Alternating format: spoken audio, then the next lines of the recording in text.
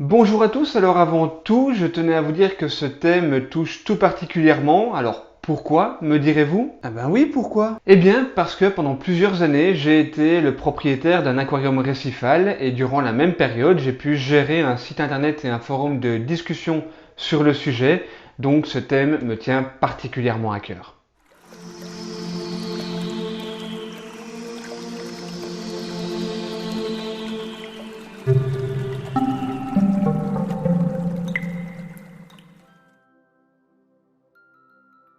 L'aquariophilie est née d'une envie de l'humain d'avoir près de lui des poissons qui habituellement vivent dans des endroits peu accessibles.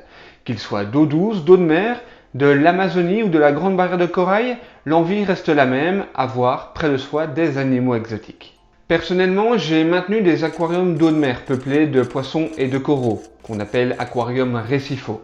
Et même si mes coraux ne provenaient que de coralliculture, cela ne faisait que déplacer le problème. Peux-tu arrêter avec tes termes scientifiques, s'il te plaît? Oui, pardon, la coralliculture, donc, c'est le fait d'élever des coraux en captivité. Ah ben voilà, merci. Très peu d'espèces de poissons marins proviennent d'élevage. La capture, donc en milieu naturel, est réalisée en majorité grâce à du cyanure qui étourdit les poissons, qui sont alors attrapés dans des épuisettes ou dans des filets.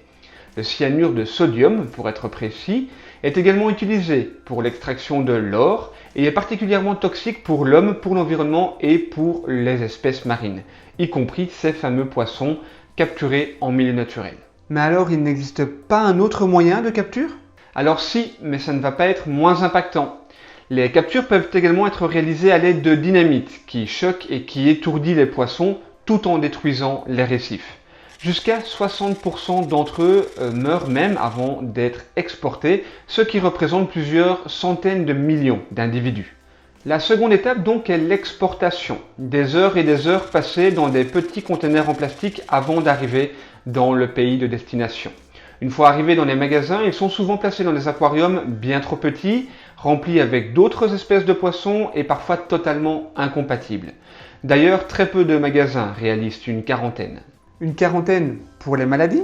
Oui, entre autres, effectivement, le but de ces quarantaines, c'est de vérifier l'état de santé des poissons avant de pouvoir les vendre aux clients. Beaucoup de poissons meurent durant cette étape de leur voyage et leur périple est encore loin d'être terminé. Malheureusement, ils devront rejoindre l'aquarium du client final où ils pourront vivre quelques heures, quelques jours ou quelques mois, voire même quelques années dans les cas les plus rares. Mais du coup, ils sont quand même mieux dans les aquariums des clients que dans ceux des magasins, non? Alors oui et non, ça va dépendre évidemment du client. Certains clients prennent bien soin de leurs animaux, de leurs poissons. Malheureusement, une grande partie d'entre eux ne les considèrent que comme du consommable. C'est-à-dire? Eh bien, cela signifie que si un poisson meurt, ce n'est pas grave, on n'a qu'à en racheter un autre. Mais c'est complètement insensé. Je ne te le fais pas dire. Et bien que je n'ai jamais partagé ce point de vue, j'ai mis bien trop longtemps pour m'en rendre compte, malheureusement. Mais tu as pu t'en rendre compte, et ça c'est déjà bien. Alors oui, peut-être, mais comme tu es une partie de moi, c'est pas très objectif. C'est pas faux. C'est objectif que t'as pas compris? Quoi? Rien, laisse tomber, revenons à nos bocaux.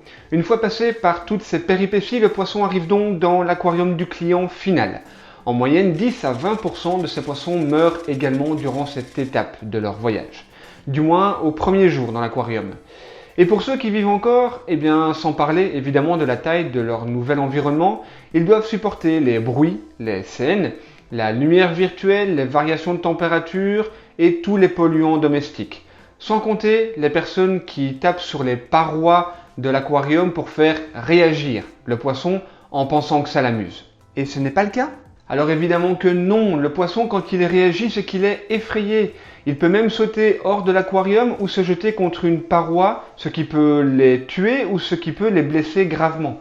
Il contracte également souvent des maladies dues à la nervosité, à la proximité évidemment avec les autres poissons et à la taille de l'aquarium. Et ne parlons même pas de la nourriture. Ben pourquoi? Pourquoi? Eh bien imagine manger la même chose tous les jours, jour après jour, semaine après semaine, mois après mois. Tu vas vite en avoir marre et tu risques de développer des carences. Eh bien c'est pareil pour les poissons. La moyenne mondiale concernant l'aquariophilie récifale, c'est d'un poisson vivant une vie, dirons-nous, normale pour 10 000 poissons morts. Que ce soit lors de la capture, lors du transport, lors de l'acclimatation au magasin ou chez le client final, ou tout simplement dû à la captivité. Ce n'est pas quelque chose de concevable et encore moins d'éthiquement correct. Mais pourquoi ces chiffres sont si importants? Eh bien car aucune loi ni aucun règlement ne régit leur commerce ni leur détention. On passe tous ces chiffres sous silence et personne ne semble s'y intéresser. L'aquariophilie, ce n'est qu'un caprice égoïste de notre part et j'y ai malheureusement participé. Détenir et s'occuper de poissons et de coraux m'a énormément appris sur le milieu marin, sur les océans, mais à quel prix?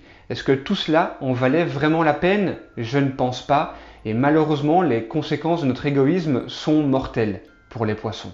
Voilà, j'espère que vous aurez compris pourquoi il ne faut pas maintenir de poissons en captivité. J'ai évidemment beaucoup parlé des poissons marins car c'est un domaine que je connais particulièrement bien, mais les conséquences ne sont pas moins impactantes pour les poissons d'eau douce.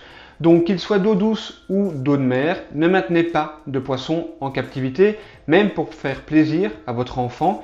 Il existe suffisamment de livres et de documentaires pour en apprendre plus sur le milieu aquatique. Voilà, merci d'avoir regardé cette vidéo. Comme d'habitude, cliquez bien sur la petite cloche ici en bas pour être informé de nos prochaines publications. Je vous dis à demain pour le dernier épisode de cette série. D'ici là, prenez soin de vous et des océans. Récipalement vôtres.